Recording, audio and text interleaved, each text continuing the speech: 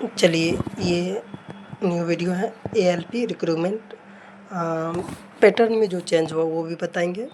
दो जगह चेंज हुआ, उसके बाद ये है इन्फॉर्मेशन जो देंगे एएलपी 2026 वाला जो कितना सीट है ये भी बताएंगे।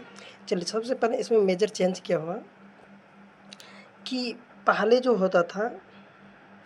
होता था सीबीटी 2 में पार्ट एक जो मेरिट लगता है एएलपी सीबीटी 1 के लिए, तो उसमें होता था क्या कि सीबीटी 2 में होता था है पार्ट ए और पार्ट बी। तो पार्ट बी तो क्वालिफाई नेचर है, जिसमें से आप अपने कैटेगरी वाइज जो क्वालिफाई दिया है उसको पास कर लीजिए, हो जाएगा। तो पार्ट ए में था क्या, इसका 70% मार्क, जितना भी मार्क लाइएगा उसका 70%, और CBAT मतलब साइको का 30% ऐड करके आपका जो है ना रिजल्ट बनाया जाता था। परंतु अब इसको चेंज करके अब इसको क्या कर दिए गए हैं,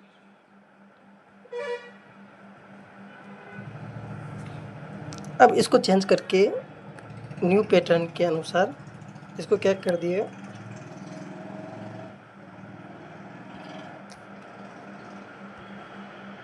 अब इसको क्या कर दिया, अब जो है पार्ट ए का 50%, जिसमें बेसिक साइंस इंजीनियरिंग ड्राइंग आता है, ट्रेड वाला नहीं, उस पार्ट ए का 50% और साइको का 50% ऐड करके अब नया रिजल्ट बनाया जाएगा। इसमें मेजर ये चेंज हुआ, जो ये बहुत ही, क्योंकि अब आपको जो है ना साइको का भी क्या करना पड़ेगा, अच्छा से पढ़ना पड़ेगा। पहले साइको में 30% लाना था, 30% ही मार्क उसका जुड़ता था। तो अब इसका 50% पार्ट ए का और पार्ट बी साइको का 50% ऐड होकर आपका क्या होगा, कट ऑफ लगेगा। तो इसमें ये चेंज किया इस साल।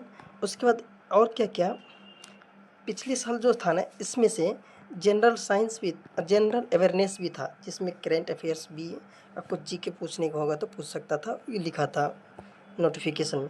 परंतु अब की बार देखिए यहाँ पे क्या लिखा है, मैथमेटिक्स, मेंटल एबिलिटी और जनरल साइंस। इसका मतलब हो गया कि CBT 1 में जो एग्ज़ाम लेगा तो उसमें आपको मैथ मिलेगा, रीजनिंग मिलेगा और साइंस मिलेगा। इसके अलावा ना ही इसमें करेंट अफेयर का क्वेश्चन रहेगा, ना ही जीके का क्वेश्चन रहेगा, क्योंकि जनरल अवेयरनेस को क्या करे अब की बार हटा दिया। ये दोनों मेजर चेंज इसमें हुआ। चलिए, उसके बाद बताते हैं इसमें सीट कितना है, कौन फॉर्म भर सकता है और कितना, और किस किस जोन में आया है।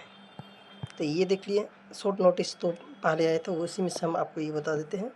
तो इसमें अभी जो लागू है, आपको 7वें वेतन के अनुसार ही आपको लगाएगा। उसके बाद इसका बेसिक सैलरी कितना है, 19,990 रुपये है। और उसके बाद एज क्या है, 18 से 30 वर्ष, और सीट कितना आया है, 11,127। अब किस किस जोन में आया वो भी देख लीजिए।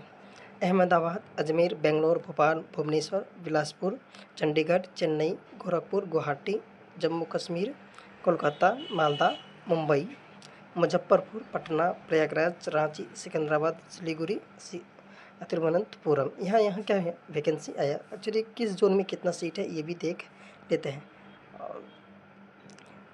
हम टोटल बताएंगे, आप सब अपना कैटेगरी वाइज भी देख सकते हैं। चलिए, यह आया है अहमदाबाद के लिए।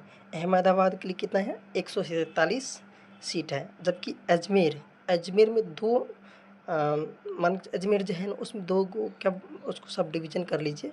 तो इसमें एक में है 600, एक में कितना है, NWR में है 600 और WCR में है 118 पोस्ट। उसके बाद प्रयागराज है, NCR और NR।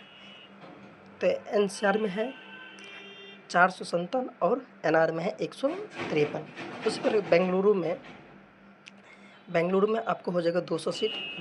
उसके बाद है भोपाल में भी दो हैं, WCR और ECOR। इसमें है 423 और 30 सीट नहीं।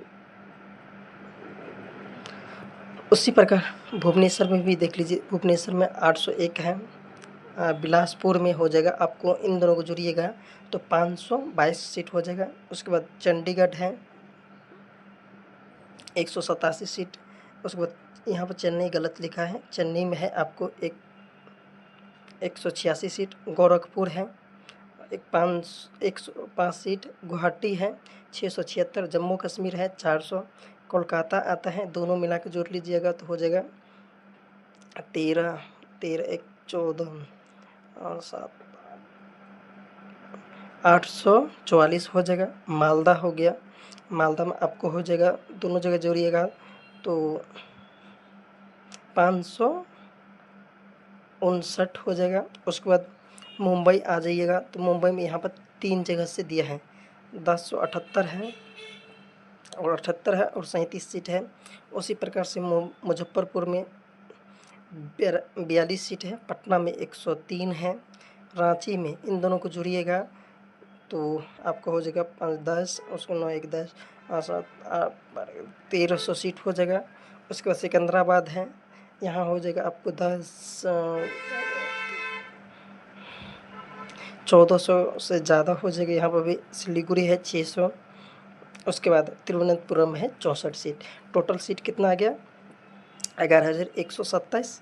जबकि एक्स सर्विसमैन के लिए कितना है 1115 है। उसके बाद AWS के लिए कितना है 1004 है। उसके बाद OBC के लिए कितना है 2598 है। उसके बाद ST के लिए टोटल कितना है 919 है। उसके बाद SC के लिए 1746 है।